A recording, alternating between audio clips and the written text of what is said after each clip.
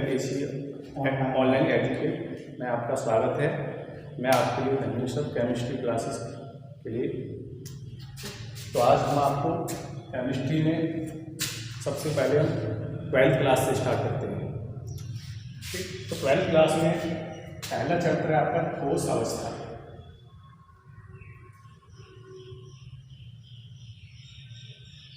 First chapter में आपको ठोस अवस्था में हम सबसे पहले आपको पदार्थों के विषय में बताते हैं।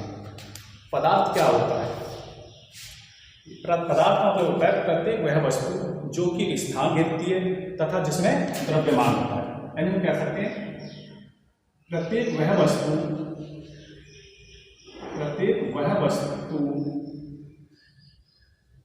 जो कि एक स्थान घेरती है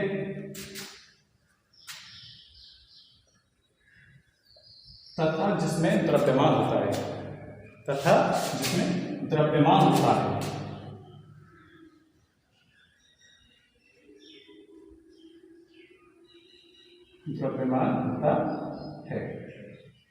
पदार्थ कहलाते हैं। यानी पदार्थ का मतलब होता है, जैसे हमने कहा ये मार्कर हो गया, ये पदार्थ है। क्यों? क्योंकि एक स्थान घेरता है तथा जिसमें द्रव्यमान भी है। और प्रत्येक पदार्थ, कैसा भी पदार्थ हो, कोई भी प्रत्येक पदार्थ सूक्ष्मतम कणों से मिलकर बना होता है। यानी प्रत्येक पदार्थ छोटे छोटे कणों से मिलकर बना होता है। जैसे हम बात करें फॉर एग्जाम्पल्स में, ईंट है, पत्थर है, कोयला है, लकड़ी है, यानी एक्सेट्रा है। हम जो देख पा रहे हैं या नहीं भी देख पा रहे हैं जो पदार्थ, वो सब क्या कहलाते हैं? पदार्थ कहलाते हैं। ठीक, तो मैंने कहा ऐसे धुआं भी हो सकता है, गैस है, हवा है, ये सभी हमारे क्या करते हैं? स्थान भी घेरते हैं और इनमें द्रव्यमान भी होता है। ठीक है, तो बात हमने की पदार्थ की। पदार्थ क्या होता है ये आपको क्लियर हो गया हो। प्रत्येक वह वस्तु जो कि एक स्थान घेरती है तथा जिसमें द्रव्यमान होता है उसे हम क्या कहते हैं? पदार्थ कहते हैं। जैसे फॉर एग्जाम्पल हमने भी बताया था, ईंट हो जाएगा, पत्थर हो सकता है, कोयला हो जाएगा, लकड़ी हो जाएगी,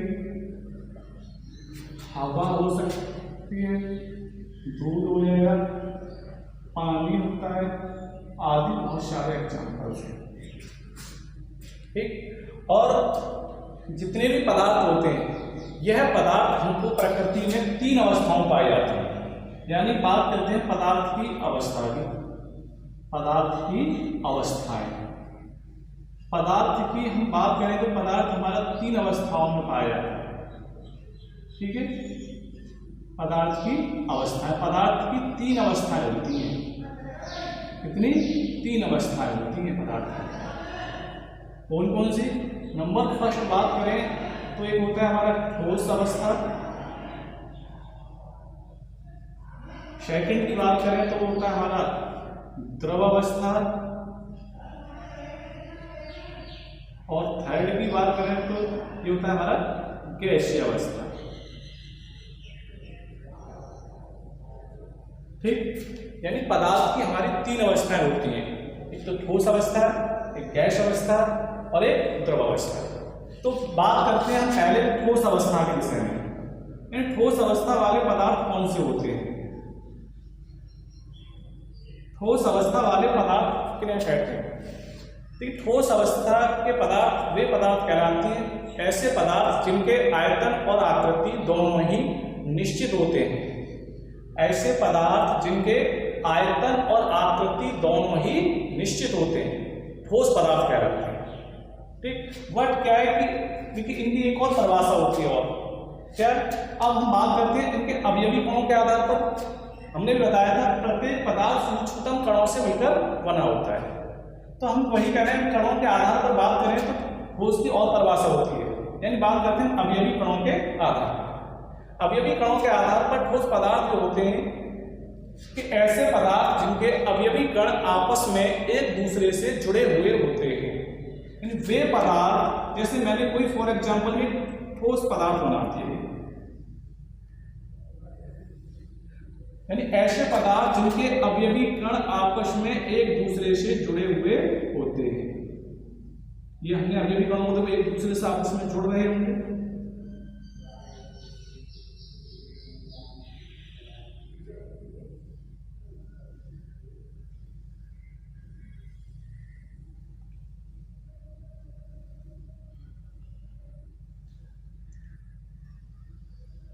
सभी अवयवी कण हमारे आपस में एक दूसरे से जुड़े हुए हैं, तो यहाँ सभी अवयवी पदार्थ आपस में एक दूसरे से जुड़े हुए होते हैं। ऐसे पदार्थों को हम ठोस पदार्थ कहते हैं। ठीक है, जैसे हम कह सकते हैं फॉर एग्जाम्पल में हमारा कोयला हो सकता है, लकड़ी हो सकती है, मेज हो सकती है, ईंट हो सकती है, पत्थर हो सकता है आदि। ये इसके एग्जाम्पल है। ठीक, तो अब बात करते हैं जैसे हम द्रव पदार्थ की या द्रव अवस्था की। द्रव अवस्था क्या होती है? द्रव अवस्था की भी दो ही डेफिनेशन होती है, दो परिभाषाएं होती हैं। जैसे अभी हम बताई थी, एक तो उनकी अवस्था और आयतन के आधार पर। जैसे हमने कहा द्रव पदार्थ को कहते हैं वे पदार्थ जिनके आयतन व आकृति में से आयतन तो निश्चित होता है परंतु आकृति अनिश्चित होती है। ऐसे पदार्थ जिनका आयतन तो निश्चित होता है परंतु आकृति अनिश्चित होती है क्या कहलाते हैं? द्रव पदार्थ कहलाते हैं। ठीक, जैसे हमने अभी एग्जाम्पल हम कह सकते हैं पानी हो गया, तेल हो गया, दूध हो सकता है, एक्सेट्रा, बहुत सारे एग्जाम्पल हैं। यदि हम बात करें अवयवी कणों के आधार पर, तो अवयवी कणों के आधार पर द्रव की पहचान जो होती है, इसमें ऐसे पदार्थ जिनके अवयवी कण थोड़ी दूर दूर स्थिर होते हैं, यानी अर्थात आपस में जुड़े हुए नहीं होते। जैसे हमने ये बनाया है,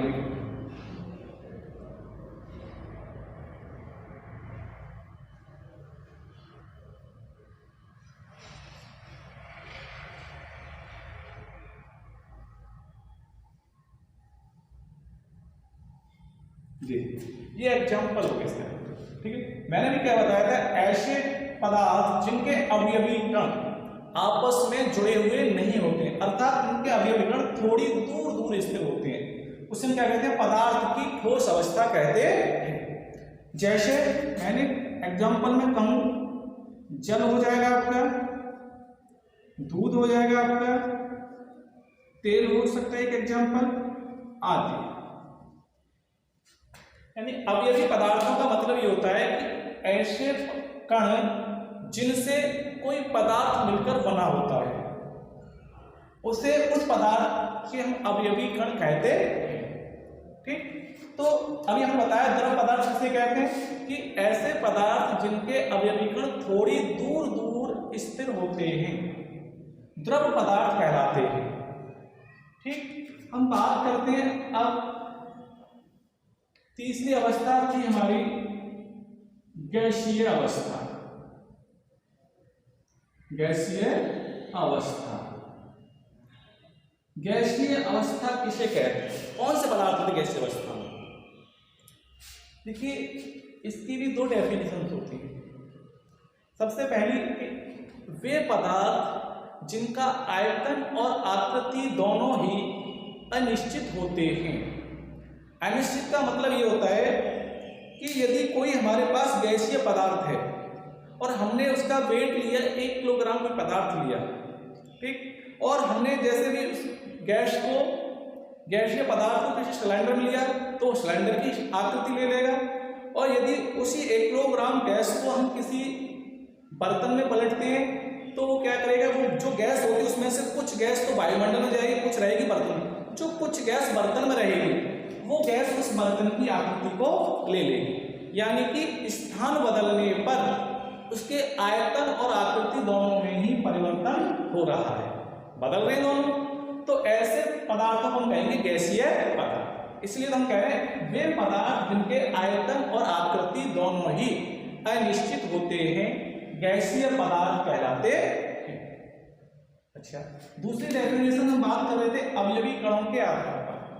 अवयवी कणों के आधार पर हम गैसीय पदार्थ की डेफिनेशन जो होती है वो हम बताया था भी कि ऐसे पदार्थ जिनके अवयवी कण द्रव की अपेक्षा थोड़ी और दूर दूर स्थिर होते हैं, द्रव की अपेक्षा थोड़ी और, लेकिन इसमें थोड़ा पास है, इसमें गैसीय अवस्था में थोड़ा और दूर होते हैं। जैसे हम इस चित्र के माध्यम से आपको समझाते हैं। जैसे हमारा अवयवी कण एक मिनट ये हो गया, सेकंड आपका ये हो गया, एक ये रहा और एक ये रहा, इसमें थोड़ा दूर दूर दिखा दो ऐसे। इसे हम पदार्थ की गैसीय अवस्था कहते हैं कि ऐसे पदार्थ जिनके अवयवी कण द्रव की अपेक्षा थोड़ी और दूर दूर स्थिर होते हैं, उन पदार्थों को गैसीय पदार्थ कहते हैं। जैसे हवा, धुआं, गैसें। गैसों में आपकी हाइड्रोजन गैस हो सकती है, nitrogen gas, oxygen gas, PTC, इसमें बहुत सारी गैसें हैं। तो ये चीज आपकी समझ में आई होगी कि गैसीय अवस्था किसे कहते हैं, कि वे पदार्थ जिनके अवयवी कण द्रव की अपेक्षा थोड़ी और दूर दूर स्थिर होते हैं, गैसीय पदार्थ या गैसीय अवस्था कहलाती है।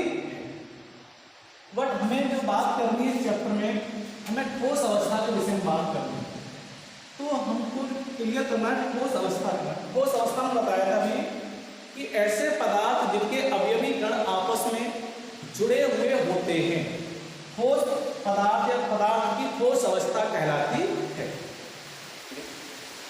तो ठोस, अब बात करते हैं ठोस अवस्था जो होती है पदार्थों की ठोस अवस्था हमारी दो प्रकार की होती है। कैसे ठोस पदार्थ हमें दो अवस्थाओं में पाए जाते हैं। तो बात करते हैं ठोसों की अवस्थाएं।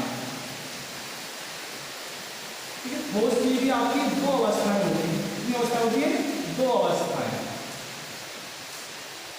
या ये कह सकते हैं ठोस हमको दो रूप में प्राप्त होते हैं। कौन कौन से? तो नंबर फर्स्ट होता है क्रिस्टलीय ठोस।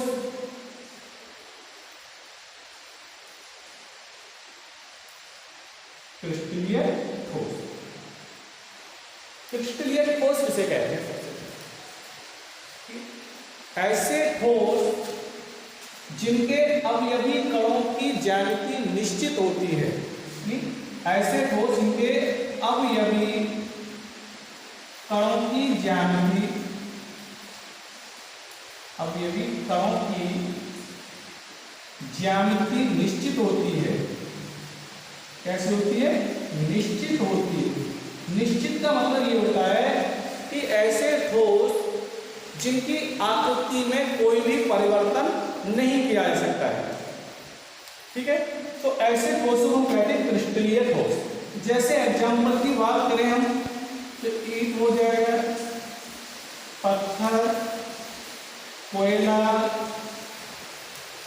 लकड़ी आदि। ठीक, बात करते हैं सेकंड पॉइंट है हमारा अक्रिस्टलीय ठोस।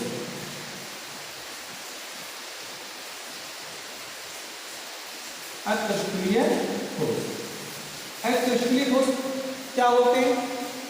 कि ऐसे ठोस जिनके अवयवी कणों की ज्यामिति अनिश्चित होती है, अर्थात उनकी आकृति को बदला जा सकता है। यानी कि उनकी ज्यामिति कैसी होती है? अनिश्चित होती है। अनिश्चित का मतलब उनकी आकृति को या ज्यामिति को बदला जा सकता है। उन्हें हम अक्रिस्टलीय ठोस कहते हैं। जैसे जैसे मोम हो गया आपका, सेकंड रबर हो गया, कांच हो गया आपका। कांच आपका अक्रिस्टलीय ठोस में होता है। देखिए, मोम को आप जो शेप देना चाहोगे, जो आकृति देना चाहोगे, उस आकृति में उसको हम बदल सकते हैं। लेकिन हमने भी एग्जाम्पल नंबर दिया था ईंट, पत्थर, ईंट या पत्थर को हम दूसरी आकृति में परिवर्तित नहीं कर सकते। इसलिए ईंट हो गया हमारा, ईंट, पत्थर, कोयला, लकड़ी क्रिस्टलीय ठोस हो गए। जबकि मोम, रबर, कांच, इनकी आकृति को हम बदल सकते हैं। मोम को जो शेप देना चाहे उस शेप में उसको हम परिवर्तित कर सकते हैं। तो ऐसे ठोस जिनकी आकृतियों में परिवर्तन किया जा सकता है, अर्थात जिनकी ज्यामिति अनिश्चित होती है, उन पदार्थों को या ऐसे ठोसों को अक्रिस्टलीय ठोस कहते हैं। ठीक, जबकि क्रिस्टलीय ठोस ऐसे ठोस जिनकी ज्यामिति निश्चित होती है, अर्थात इनकी आकृति में कोई भी परिवर्तन नहीं होता है, उन्हें क्रिस्टलीय ठोस कहते हैं। जैसे ईंट, पत्थर, कोयला, लकड़ी आदि। ठीक, बात करते हैं क्रिस्टलीय ठोसों की। अब बात करेंगे क्रिस्टलीय ठोस क्या होता है, ये बता दिया। अब क्रिस्टलीय ठोस का भी हम करेंगे वर्गीकरण। तो क्रिस्टलीय ठोसों का वर्गीकरण। क्रिस्टलीय ठोसों का वर्गीकरण भी हम उनके अवयवी कणों के आधार पर कर सकते हैं। तो हम ये कह सकते हैं अवयवी कणों के आधार पर क्रिस्टलीय ठोस भी हमारे 4 प्रकार के होते हैं। कितने प्रकार के होते हैं? 4 प्रकार। ठीक, वो कौन कौन से होते हैं? नंबर फर्स्ट, सहसंयोजक ठोस। सहसंयोजक ठोस। सेकंड, आयनिक ठोस।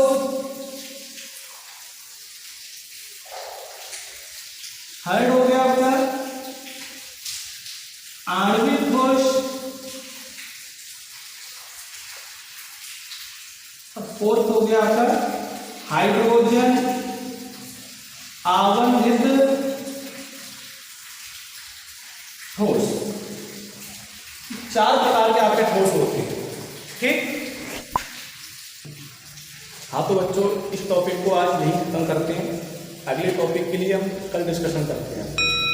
थैंक यू, धन्यवाद।